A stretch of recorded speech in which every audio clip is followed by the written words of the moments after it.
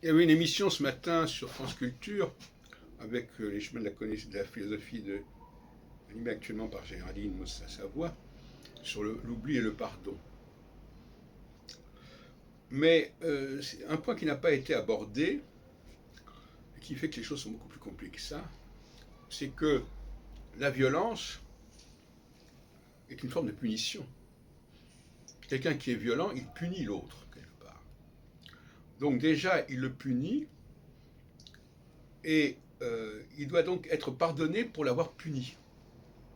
Mais en même temps, il le punit parce que la personne qui est punie n'a pas su se faire pardonner. Donc c'est encore plus compliqué que ça. Toute personne qui fait violence est dans un processus de punition, de châtiment d'une faute. Réelle ou supposée, peu importe, mais enfin d'une faute.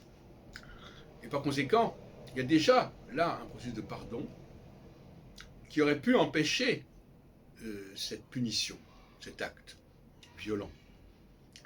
La violence, dès que vous réagissez à quelqu'un, à ce un propos qui vous déplaît, vous faites preuve d'une manière ou d'une autre d'une violence, qu'elle soit physique ou verbale, qu'elle soit orale ou même tout simplement visuelle, par une grimace, par un coup d'œil rageant, etc.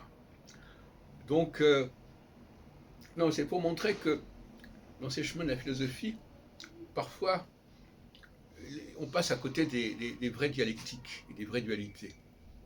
Parce que tout au long de l'heure, ou de la trois quarts d'heure, je n'ai pas entendu du tout, à un moment donné, dire que la violence était elle-même le fait de quelque chose qui n'a pas été pardonné, qui n'a pas su se faire pardonner.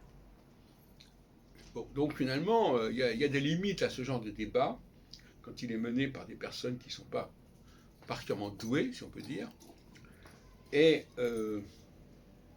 ça rend les choses d'autant plus complexes. Qui doit se faire pardonner? Celui qui a fait acte de violence ou celui qui a provoqué cet acte de violence en faisant quelque chose qui ne pouvait pas être pardonné? Donc le pardon, il est dans les deux camps.